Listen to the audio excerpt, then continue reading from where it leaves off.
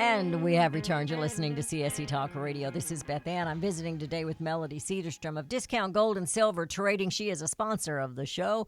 We've talked about everything but gold and silver just yet, but we will get there.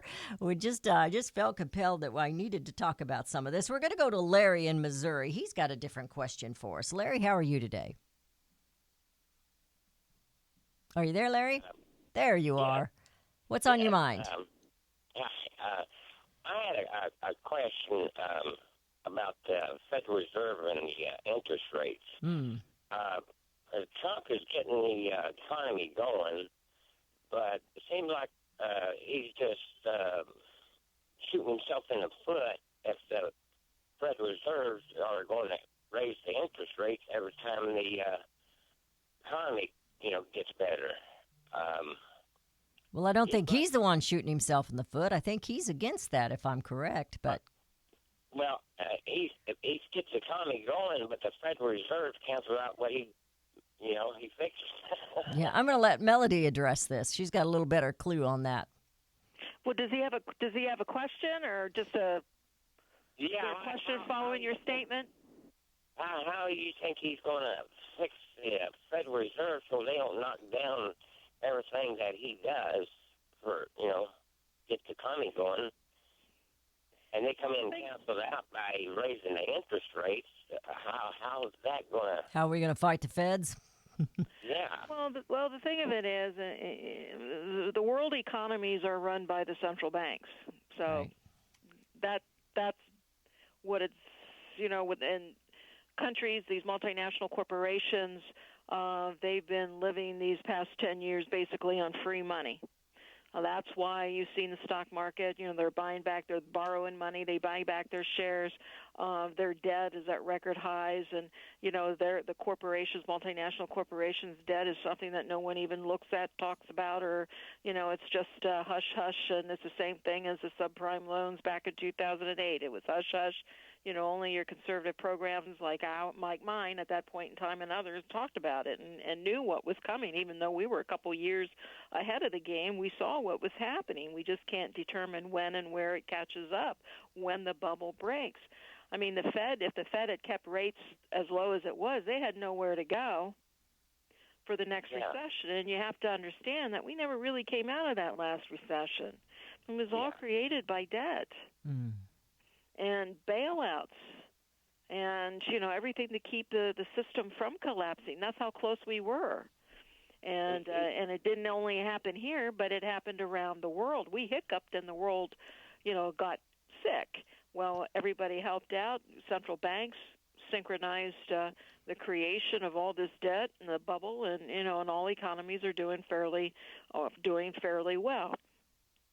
So the Feds, based on their monetary policy, it's written they have to increase rates, trying to keep inflation down and everything else going along.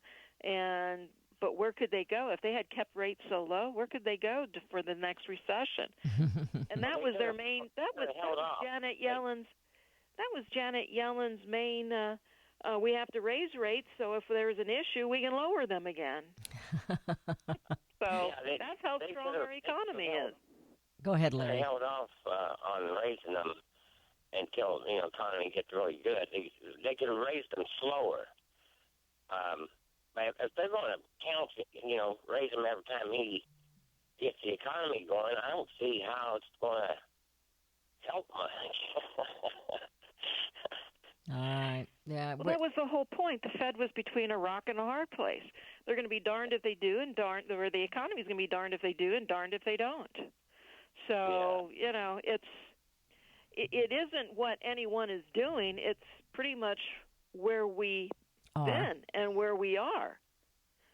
So and we can't get caught in thinking that because they're increasing rates, that it's going to blow the economy. The economy, I believe, was already blown because we've already have created the debt. I mean, it's costing more to service the debt, but we're not doing anything to stop spending, are we? No, we're not.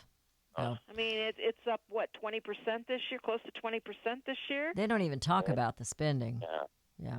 So, no, you just can't do it at one end and forget about the other. Yeah. And, the two have to be synchronized together. But the main reason they started raising rates was so they could lower them for the next recession. And the next recession is right around the corner. And it's going to be a doozy. It's going to be worse than the one in 2008. And it really... The world bankers got a hold of this one, huh? They get a hold of all of them.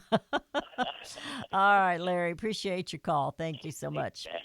Thank you, Larry. That's not being talked about a whole lot, but I have heard President Trump talk about it just a little bit. He mentioned the feds being our enemy sometimes, so he's not real happy with what they're doing. The feds been the enemy since it was created.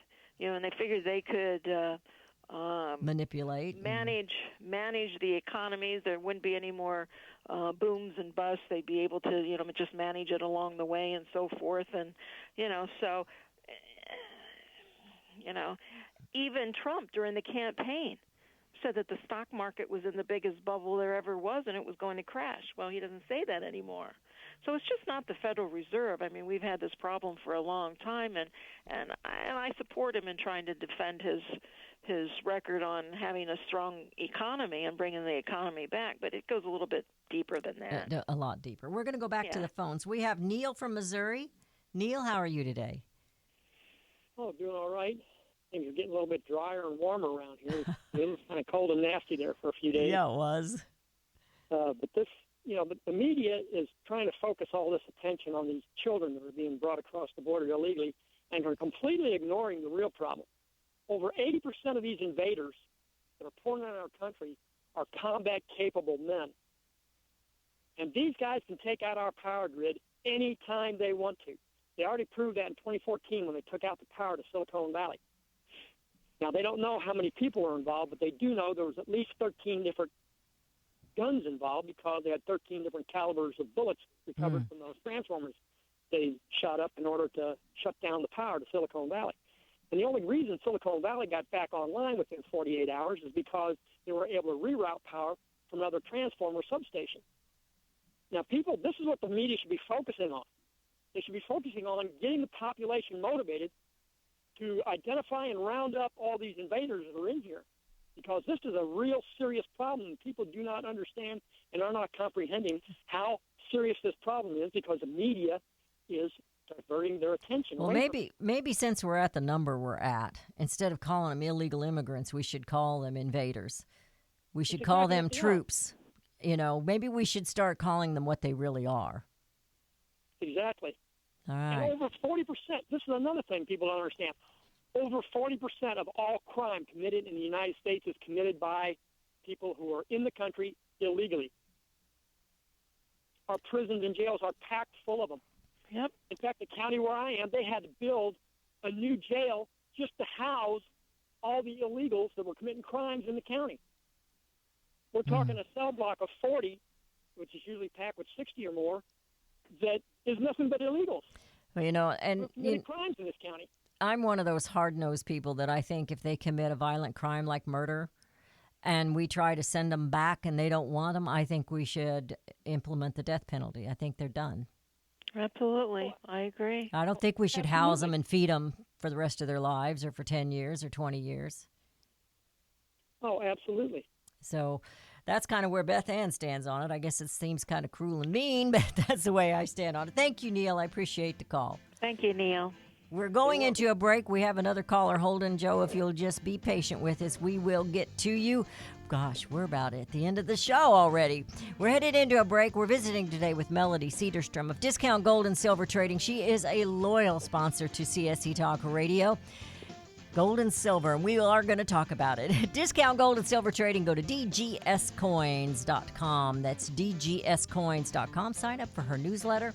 Give her a call at her office after the show at 1-800-375-4188. That's 1-800-375-4188. Melody and Beth Ann and Joe. We'll be right back.